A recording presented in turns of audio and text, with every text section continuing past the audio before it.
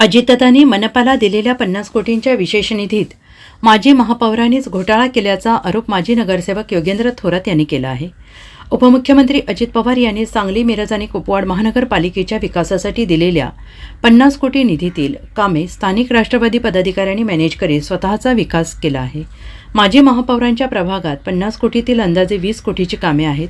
जे रस्ते चांगले आहेत तेच रस्ते या कामात समाविष्ट केले आहेत. त्याबरोबरच महापुरुषांच्या पुतळ्या आणि स्मारक परिसरात हॉटमिक्स रस्त्याची कामे कशी काय समाविष्ट केली आहेत असा आरोपही थोरात यांनी केला आहे. आणि याबरोबरच जनरल कामाच्या आडाने अनेक हॉटमिक्स कामे घुसडण्यात आलेली आहेत आणि यामध्ये महापालिकेने हॉटमिक्स प्लांट अंतराची अट उल्लंघन केलेलं आहे. महापालिकेचं प्रशासक आयुक्तांना हे लक्षात येत नाही का, असा सवालही योगेंद्र थोरात यांनी उपस्थित करीत 50 कोटी निधीतून होणाऱ्या कामांच्या चौकशीची मागणी केली आहे. तसेच कारवाई न झाल्यास डॉक्टर बाबासाहेब आंबेडकर पुतळ्यासमोर उपोषण करण्याचा इशारा देण्यात आला आहे.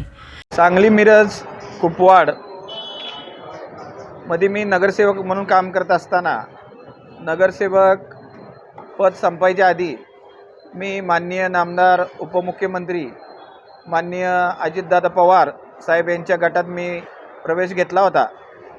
मात्र मी शेवटी पाहिलं की त्या गटात काही लोक येत आहेत की ज्यांच्या महापालिकेतले माझे अनुभव चांगले नाहीत. टक्केवारीचं त्यांची थोडी हिस्ट्री आहे. त्यामुळं मी त्या गटापासून फारकत घेतली. त्यानंतर ते जे घडायचं होतं तेच झालं की या तिन्ही शहराच्या विकासासाठी माननीय नामदार उपमुख्यमंत्री अजितदादा पवार साहेब यांनी 50 करोडचा भरघोस निधी दिला. त्याबद्दल मी त्यांचा आभार मानेन. मात्र या निधीचा सगळा चार्ज असलेले दिग्विजय सूर्यवंशी साहेब जे मागचे महापौर होते, त्यांनी जो कित्ता गिरवला तोच पुढे येऊन परत एकदा गिरवलेला आहे. तर या कामामधील जवळजवळ 75% कामं हे काल्पनिक काम आहेत. काल्पनिक म्हणलात तर ते आज तुम्ही इथं प्रेस चालू आहे याच्या मागचा जर रस्ता बघितला तर हा रस्ता पण यांनी धरलेला आहे. हे चांगले सुस्थितीत 75% कामं आहेत, मोगम कामं आहेत. आता 90% कामं ही अशीच आहेत. यामध्ये की परत करायची रोड गरज नाही तरी पण ही कामं धरलेली आहेत. उद्यानांच्या बाबतीत पण तसाच प्रकार आहे.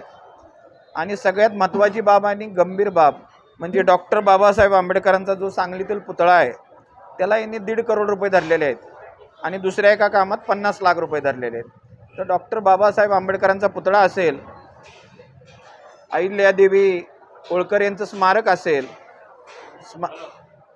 दफनभूमी सांगलीतील ईदगाह मैदान असेल, कुपवाडमधील मुस्लिम कब्रस्तान असेल, या गोष्टींमध्ये यांनी हॉटमिक्सचा वापर केलेला आहे.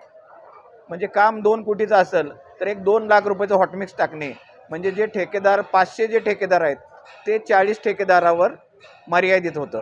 आणि नंतर त्या 40 लोकांनी पण टेंडर भरू नये, कॉम्पिटिशन होऊ नये. आज कॉम्पिटिशन महापालिकेत 20-25% लोक खाली जातात. 50 कोटीमध्ये नक्कीच एक 10-12 कोटी रुपये वाचले असते. पण कॉम्पिटिशन होऊ नये म्हणून परत त्यांनी अंतराचा दाखला टाकायला लावला. अंतराचा दाखला त्यांनी टाकायला लावला प्रशासनाला आणि प्रशासनानं हे कबूल केलं. त्याबाबत मी माननीय आयुक्त साहेबांना तक्रार केली होती. मात्र आयुक्त साहेबांनी माझी कोणतीही दखल घेतली नाही. त्यामुळं मी आज जनतेच्या अदालतमध्ये येत आहे. आणि हे जरी थांबलं नाही, हा भ्रष्टाचार मी उघड केलेला आहे. माझ्याकडे सगळे पुरावे आहेत.